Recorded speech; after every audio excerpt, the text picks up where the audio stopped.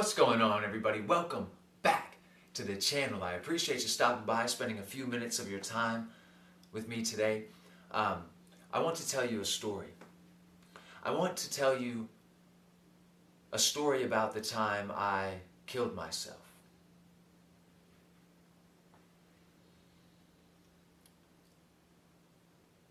When I was around the age of 13, I began to experiment with drugs. I discovered marijuana for myself. And with a friend I smoked for the first time. I spent the entire weekend at their house with their friends, and I was introduced to a few different substances. And I became very curious about drugs because of the way they made me feel and the way that they interacted with my mind. First and foremost, I became very curious. I enjoyed finding out what these different drugs did to my mind. Right? Because, like marijuana, for example, it allowed me to think more creatively and to interpret life in a different way, to change my focus a little bit or give me a new perspective a little bit. It could supply me with a new perspective. And so I began to experiment with anything I could get my hands on. I wanted to know it all. And then I began to experiment with different combinations of drugs. I began to mix things up, different concoctions, different potions, different elixirs, and I began to just down them, no questions asked, and I would experience the world that they would unfurl before me. I found a particular substance or a particular combinations, a particular compound of substances that I rather enjoyed. I found it. It made me feel like one of those people in the movies that takes the limitless pills. I became superhuman. I developed psychic abilities. For example, I had the ability to track down certain people without having to call them or to ask about them. I just knew where they were at and I could find them. I had premonitions, visions of things that were going to happen, certain situations or certain environments and where people were at. I knew certain things that I shouldn't have known. I also developed this strange ability to look at someone and sometimes know their secrets. And I could make them tell me their secrets. I could get them to confess their secrets to me with no force, with no physical force needed. I have found this key. I unlocked something inside of me. But it gave birth to a monster. It gave rise to a monster within me. It was almost as if I was possessed by something.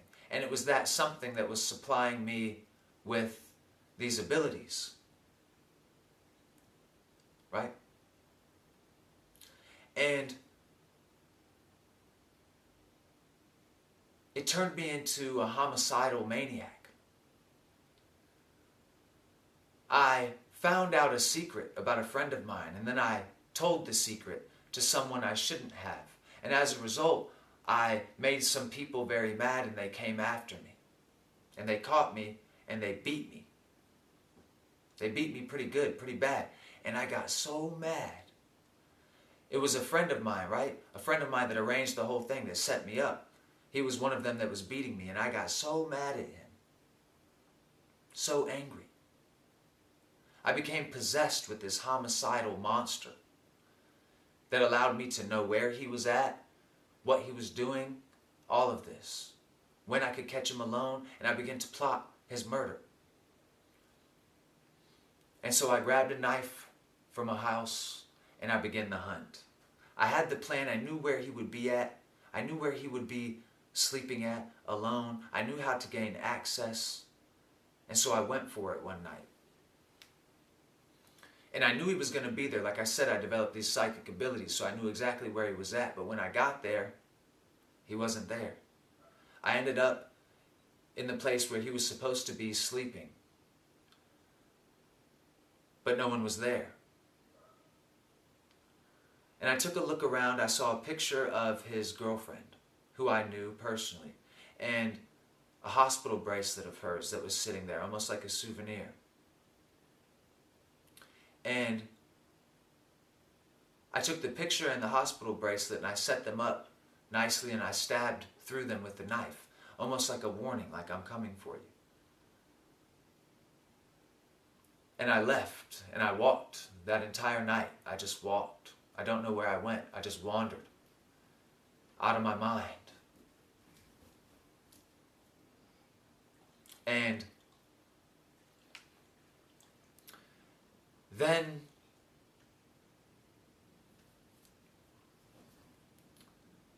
it wore off, that anger, that craziness. And when it subsided, I was in shock at what I had become, about the monster I had birthed within me. I had no idea who I was anymore. It shattered my entire reality. And all of that rage that I was aiming at my friend, it had no place to go. So it turned inward. It turned towards myself. I began to get angry with myself. And it became even more intense than my desire was to bring harm to this person. And so I made up a particular concoction, a particular potion. I mixed a few things together and I downed it. I needed to kill this thing that was inside of me. Whatever I was, I just needed to kill it. I needed it gone. And so I took the mixture and I went to my sister's house. I remember it's only an 8-minute drive. I remember waking up 3 times driving off of the road unconscious. But I made it to her house somehow and I just went inside. I went into her room. I sat down on the edge of the bed. I'm going in and out of consciousness and I told her to go get my nieces so I could tell them goodbye. And she asked me what I had done and I told her what I did. And so she went to go get my nieces. She locked me in the room or whatever. And when she came back, she kept looking out of the window. And I couldn't really put 2 and 2 together. I was out of it because of, the substance I had taken. And I saw the lights flashing outside and I knew what she did. She had called the ambulance. And so the officers came in first. They needed to make sure I wasn't going to react violently. And I had had prior experience with these officers before because I was always getting into trouble. And they said, hey there, Zach, we're going to do this the easy way or the hard way. But either way, you're coming with us, okay? I'm going to count to 3 and then you're coming with us. I said, look, man, I'm not going anywhere. And he said, all right. He said 1, 2. And when he said 2, I just gave up. I was like, okay, all right, look. I'll go with you. I was in no shape for a fight, so I just gave in. And the paramedics came in, they strapped me to a stretcher, they wheeled me outside, they put me in the ambulance. And I remember looking up and seeing this paramedic, this woman, very pretty. I remember thinking that to myself. I said, look at her. She's beautiful. And then I looked at her and I said, who is she? I said, who is this woman? Where did she come from? What's happening? I saw the top of the ambulance. And I saw the shelves, I was in the back of the ambulance. It didn't make any sense to me, it looked like a spaceship or something. And then I was like, where am I? What's going on here? And I realized I didn't even know who I was. I said, who am I? And when I said, who am I? When I completely forgot everything about who I was, then I just blacked out, went into blackness. And I died, my heart stopped. And I woke up in the hospital at some point.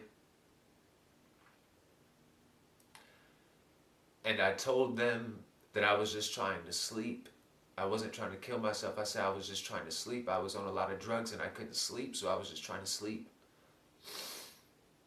And then they let me leave with a prescription for sleeping pills. And my life has really never been the same since.